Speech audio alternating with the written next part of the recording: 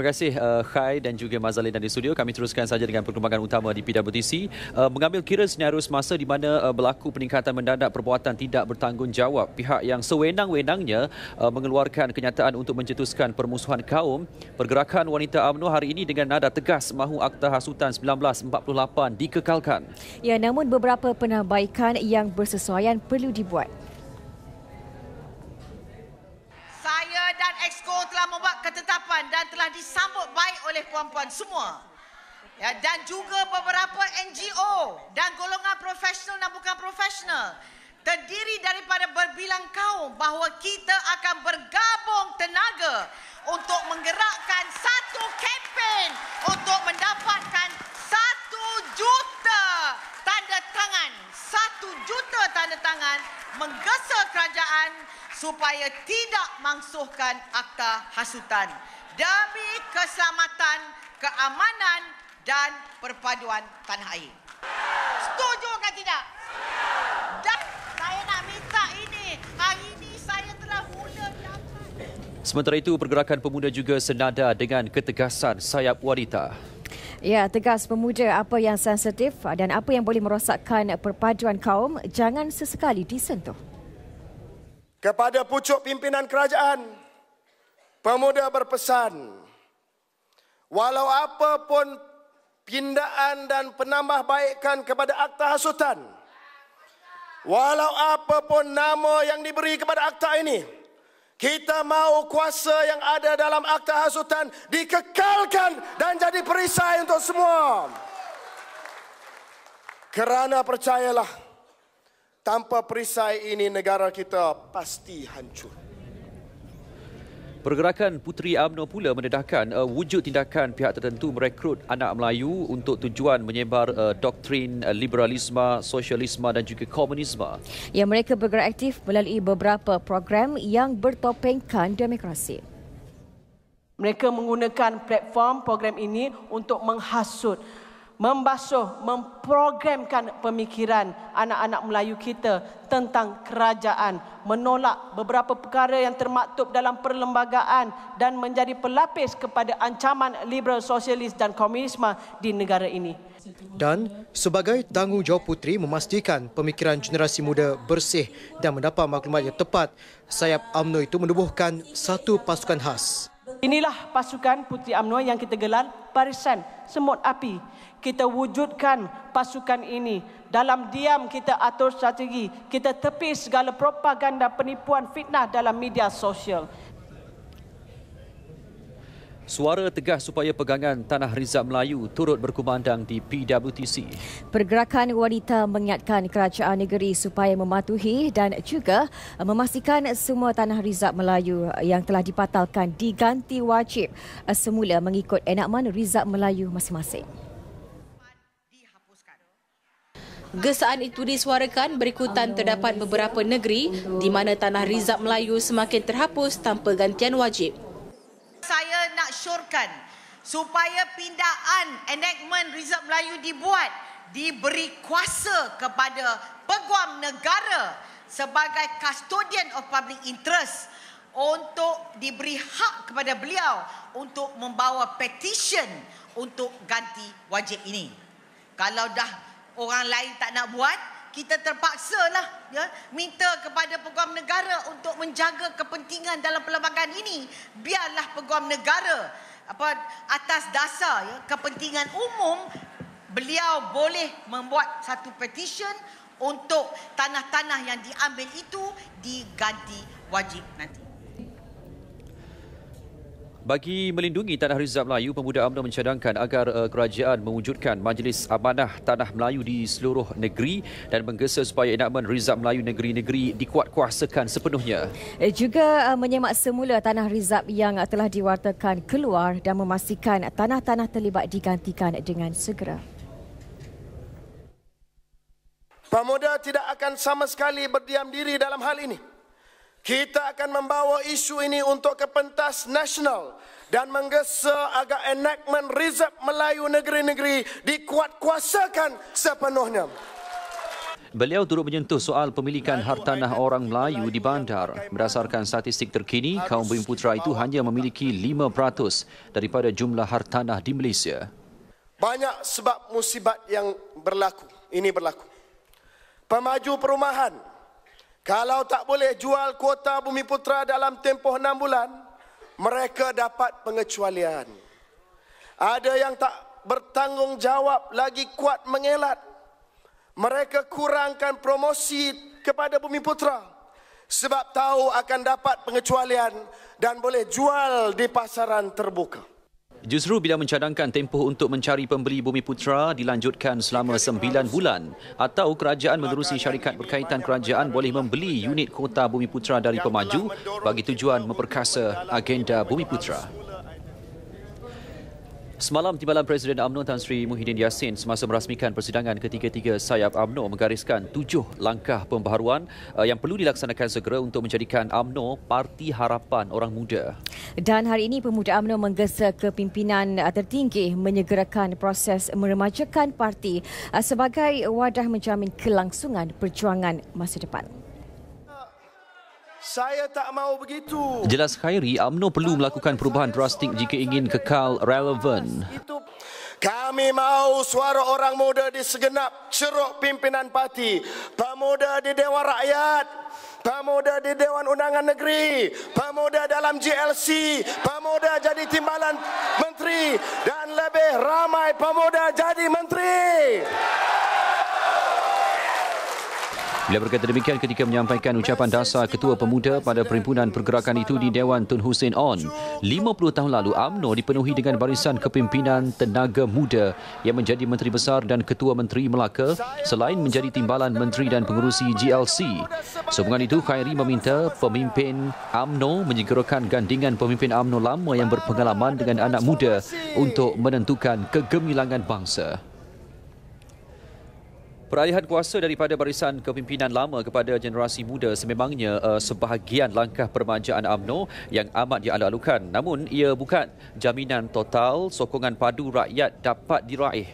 Bagi Ahli Majlis Tertinggi UMNO Datuk Seri Ahmad Syabri Cik, pendirian dan kaedah UMNO menarik ramai generasi muda ke dalam parti yang lebih penting berbanding faktor usia pemimpin semata-mata.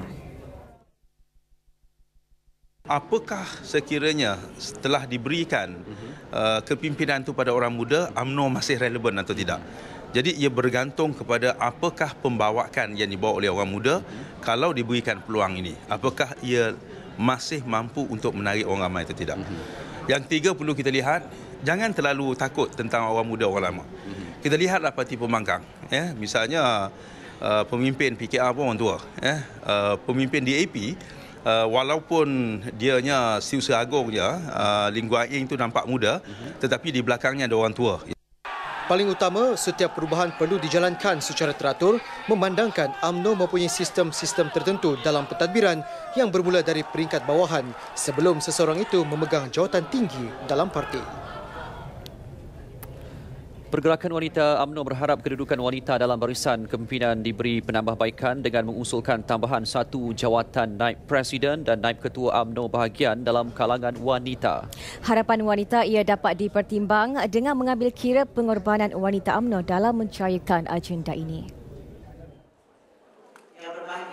Cadangan itu mendukung kehendak Fasal 3.4 Peraturan Pergerakan Wanita UMNO iaitu ke arah mencapai 30% wanita di dalam bidang pembangunan dan pembuat dasar negara. Cadangan itu disokong para perwakilan wanita UMNO. Ini saya kira pengiktirafan yang wanita idam-idamkan di atas jasa dan apa yang telah mereka korbankan selama ini. Saya rasa tidak keterlaluan permintaan ini. Saya melihat apa yang cuba dibawa oleh pucuk pimpinan jangan disalahartikan sehingga menolak wanita-wanita yang ada pada hari ini. Yang Datuk Seri Syahrizat sebut, jangan ingat makcik-makcik ini tak boleh kerja. Saya rasa kita akan lumpuh tanpa adanya satu sumbangan yang cukup baik yang telah diberikan oleh wanita pada hari ini. Kekuatan UMNO adalah bergantung kepada wanita. Bila bergantung, kalau kita kata kita ni, kami wanita ni, sabotaj ke, merajuk ke, memang akan lumpuh lah UMNO satu Malaysia. Baru wanita akan lebih Mantap lagi lah. Kami tidak ada bantahan lah. Bagi kami perwakilan wanita benar-benar bangga dengan tambahan jawatan tu. Baik, seperti tradisinya, pemimpin tertinggi UMNO seringkali turun padang bagi melihat sendiri sesi perbahasan ketiga-tiga sayap parti yang berlangsung secara berasingan. Ya, itulah yang dilakukan Presiden UMNO Datuk Seri Najib Tun Razak dan timbalannya Tan Sri Muhyiddin Yassin. Seperti tahun-tahun sebelumnya, kedua-dua pemimpin tertinggi parti itu meninjau sesi perbahasan ketiga-tiga sayap. Sayap wanita bersidang di Dewan Tun Dr. Ismail, sayap pemuda di Dewan Tun Husin On dan puteri di Dewan Merdeka. Biarpun sekejap, namun kehadiran kedua-dua pemimpin itu sedikit sebanyak menaikkan semangat para perwakilan berbahas. Selepas menyaksikan perbahasan, Datuk Seri Najib kemudiannya mengambil kesempatan beramah mesra dengan ahli UMNO yang berada di sekitar ruang lekar PWTC yang menyaksikan perbahasan melalui tayangan skrin gergasi. Di akhir tinjauan, Datuk Seri Najib melawat pusat perubatan mini yang terletak di aras 4 dan 2 klinik satelit di aras 2 dan 3 PWTC.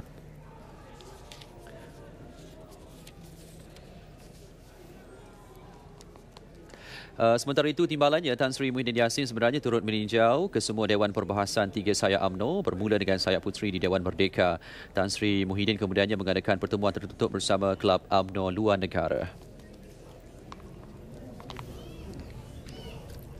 Dalam perkembangan lain, Menteri Komunikasi dan Multimedia Datuk Seri Ahmad Syabri Cik amat berpuas hati dengan infrastruktur dan juga kemudahan elektronik yang disediakan UMNO dan PWTC kepada semua petugas media.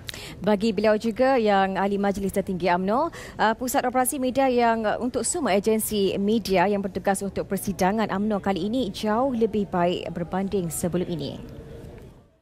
Dan saya kira keadaan yang disediakan untuk mereka jauh lebih selesa kalau berbanding pada tahun-tahun yang lepas. Artinya sikap proaktif UMNO untuk memberikan kemudahan dan bersifat mesra media harus kita hargai kerana UMNO adalah sebuah parti yang bukan sahaja menjadi tonggak pemerintahan dalam negara kita, tapi sifatnya yang pro-media, proaktif pada media adalah merupakan satu bukti bahawa UMNO itu sebuah parti yang terbuka. Beliau menjelaskannya setelah membuat tinjauan pameran budaya hidup digital anjuran Kementerian Komunikasi dan Multimedia KKMM. Dalam persidangan kali ini, sebanyak 106 buah agensi media melibatkan media cetak dan elektronik selain media baharu berdaftar untuk membuat liputan. Ia membabitkan 96 agensi tempatan dan 10 agensi antarabangsa dengan penglibatan seramai 1,452 wartawan berdaftar. Sementara itu, pelbagai aktiviti diatur pihak KKMM dalam pamerannya kali ini. Sambutan di sini agak ramai dan saya nampak ramai yang mengunjung di sini telah menyertai aktiviti-aktiviti interaktif bersama ikon. Baik saudara, ketika ini sedang berlangsungnya mesyuarat Majlis Tertinggi MT UMNO di tingkat 39 Menara Dato' On. Ia bagi membincangkan persiapan Perhimpunan Agung UMNO yang akan bermula pagi esok dengan upacara menaikkan bendera UMNO Sang Saka Bangsa. Baiklah, sebelum saya akhiri paparan dari PWTC, Syahril ada sesuatu ingin dikongsikan bersama. Syahril, silakan.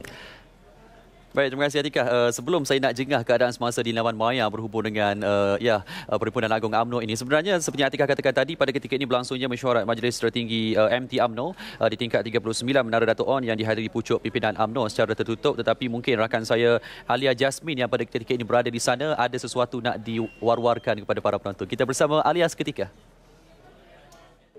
Baik, terima kasih Syahril. Ketika ini sedang berlangsungnya mesyuarat Majlis Tertinggi UMNO di Menara Dato' On dan antara agenda atau intipati yang dibincangkan pada malam ini adalah mengenai persiapan hari persidangan Perhimpunan Agung UMNO yang akan bermula esok, dan ini sudah tentu akan menarik minat perhatian masyarakat Malaysia khususnya kerana dijangka esok akan menceritakan isu memperjuangkan hak-hak Melayu tanpa mengetepikan hak-hak kaum lain di negara ini. Dan antara ahli majlis tertinggi yang tiba seawal jam 7.45 malam tadi adalah Datuk Syamsul Anwar Nasara, Datuk Tajuddin Abdul Rahman dan Datuk Sri Ahmad Husni Muhammad Hanazlah. Selain 38 ahli majlis tertinggi akan mengambil tempat untuk mesyuarat pada malam ini. Itu sahaja laporan yang saya dapat kongsikan kepada anda buat ketika ini. Terus kembali bersama Syaril. Silakan Syaril. Baik, terima kasih Alia dengan perkembangan semasa dari Menara Dato' On. Jom, saya nak berjingah seketika sebenarnya keadaan di laman maya. Kalau anda membuat carian umnoonline.my, sebenarnya banyak visual, gambar-gambar yang dimuat naik untuk tontonan anda. Dan juga kalau anda yang hendak menuju ke PWTC untuk menjadi peserta kepada persidangan ataupun Perhimpunan Agung UMNO, program PAU 2014 juga turut disenaraikan dan juga ada aktiviti-aktiviti sampingan. Ini antara arkib gambar. Banyak juga kalau kita nak saksikan satu persatu antara yang berlangsung semalam dan juga sepanjang persidangan lah. Cuma kalau kita boleh jengah seketika ke Twitter. Okey, ini antara Twitter. Anda sebenarnya kalau nak mudah lagi, anda perlu hashtag PAU 2014. Di situ banyaklah pandangan, komen-komen daripada orang ramai dan juga daripada pemimpin-pemimpin UMNO itu sendiri. Kata media UMNO Malaysia, peremajam UMNO perlu perubahan dalam parti bukan semata-mata dalam kepimpinan. Ini antara yang diungkapkan juga. Selain itu, ini dia Dr. Fatul Bari juga ada memperhalusi sesuatu. Dan ada juga Datuk Seri Syamuddin turut memuat naik visualnya bersama dengan ahli pemuda sendiri. Dan ini antara teks ucapan penuh, ucapan dasar Ketua Pemuda UMNO telah pun dimuat naik. Banyaklah yang anda boleh saksikan sebenarnya. Dan kalau kita jengah di mana? Di YouTube. YouTube pun menarik juga sebenarnya kerana di sini video-video yang telah pun diungkapkan ataupun video yang telah pun ditemubual oleh media kepada ahli UMNO sendiri telah pun dibuat naik dalam YouTube. Jadi gunakanlah laman maya ini untuk anda yang mungkin tak berkesempatan datang ke PWTC untuk menyaksikan ataupun menyertai secara menyeluruh apa yang nak dibawakan dalam Perhimpunan Agung UMNO pada kali ini. Baik, jangan lupa esok insya-Allah secara langsung jam 7.30 pagi kami akan bawakan kepada anda secara langsung. Esok kita mulakan dengan majlis menaikkan bendera Sangsaka Bangsa dan sejurus selepas itu kita akan sama-sama memberikan tumpuan kepada ucapan dasar Presiden yang akan disampaikan oleh Presiden UMNO Datuk Seri Najib Tun Razak. Semuanya esok kami akan bawakan menerusi siaran TV1. Jadi buat masa ini saya mewakili semua kru-kru kami di Pusat Operasi RTM di PWTC mengucapkan terima kasih atas perhatian anda. Kita kembali bersama Khai dan Mazalinda untuk tumpuan seterusnya Nasional 8.